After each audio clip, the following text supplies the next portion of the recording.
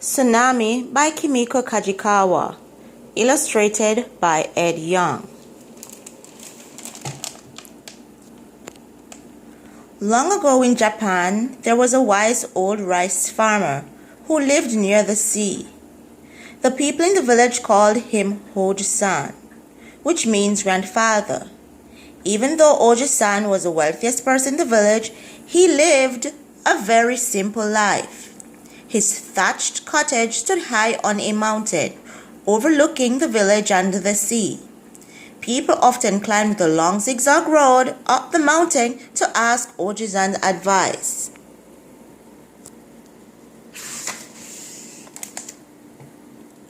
One autumn day, Hojo-san's family prepared to walk down to the village to celebrate the rice harvest. To their surprise, Hojo-san did not want to go. Something does not feel right. Hojo-san wiped the sweat from his brow. So he and his grandson, Tada, stayed home. Hojo-san and Tada stood on the balcony to watch the celebration below.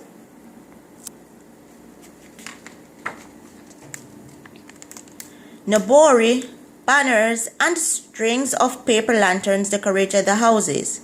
At the temple court, men and women in village costumes danced their thanks for the many golden rice fields waiting for harvest.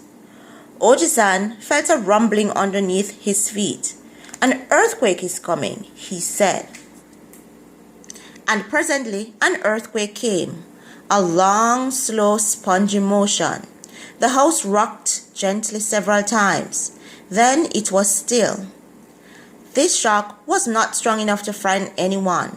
The people kept celebrating, but Hojo-san, who had felt hundreds of earthquakes in his time, thought this shock strange.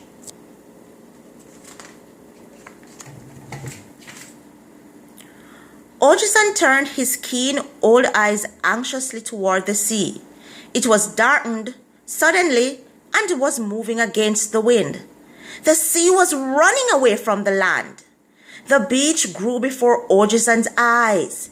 He had never seen anything like this, but he remembered what his grandfather had told him when he was a child. Hojo-san shivered. "Tsunami, the monster wave," he whispered. But none of the villagers realized the danger they were in. Hojo-san watched as the whole village ran to the beach and even beyond the beach to watch the sea.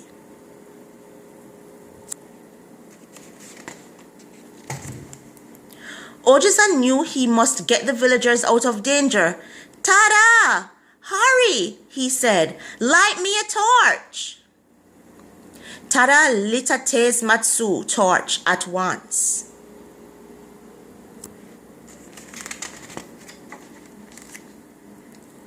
Hojo-san raced with it through the fields, setting fire to his golden rice. The sun-dried stalks caught like tinder and burst into enormous orange flames. Massive clouds of black smoke whirled into the sky. Tada, terrified, ran after his grandfather crying, "Why, Hojo-san? Why?" But Hojo-san had no time to answer. 400 people were in terrible danger. He rushed to finish burning his fields.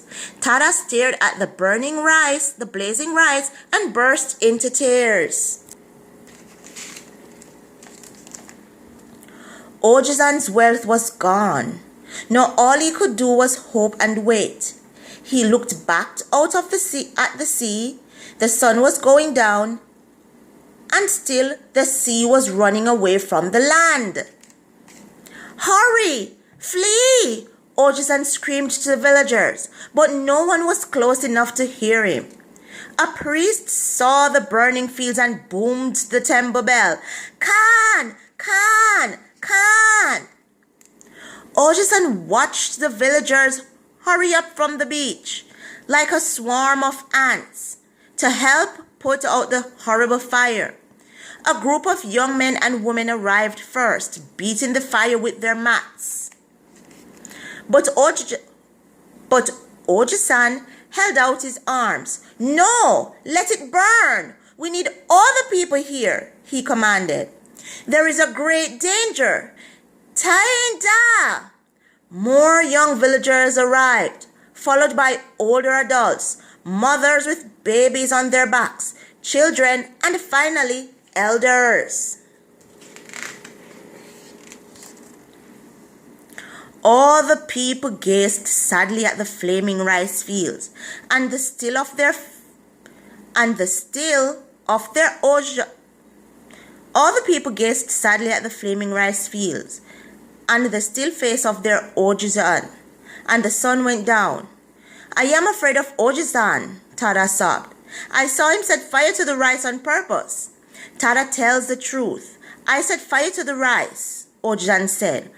"Are all the villagers here?" The people looked in wonder at one another. "All are here," a woman cried. "But we cannot understand. Why did you do this, Oji-san?" Suddenly, a thunderous boom shook the mountain. Then the sky roared. "Kita!" Oji-san shouted, pointing towards the sea.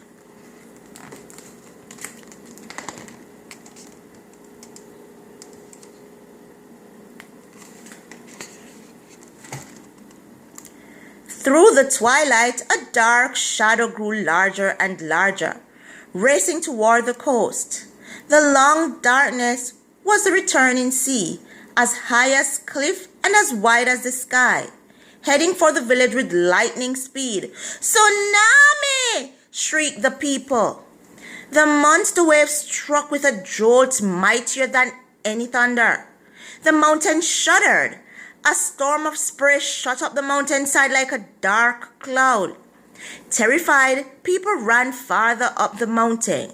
When they looked down, they saw the angry white sea swallowing up the village.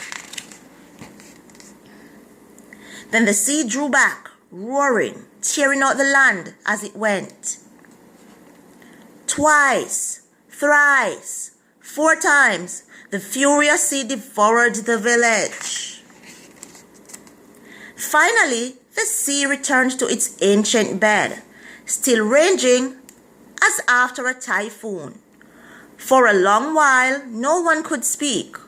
All stared in shock at the destruction below. There were no more houses, no more rice fields, no temple. The village had disappeared.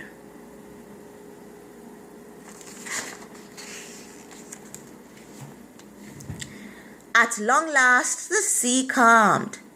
Tada ran to Oji-san and hugged him. That is why Oji-san set fire to the rice. He, their Oji-san, was now as poor as the poorest. His wealth was gone, but he had saved 400 lives. The whole village bowed down before Oji-san and thanked him. Oji-san smiled. "My house remains," he said, "and there is room for many." Then he led the way to his house.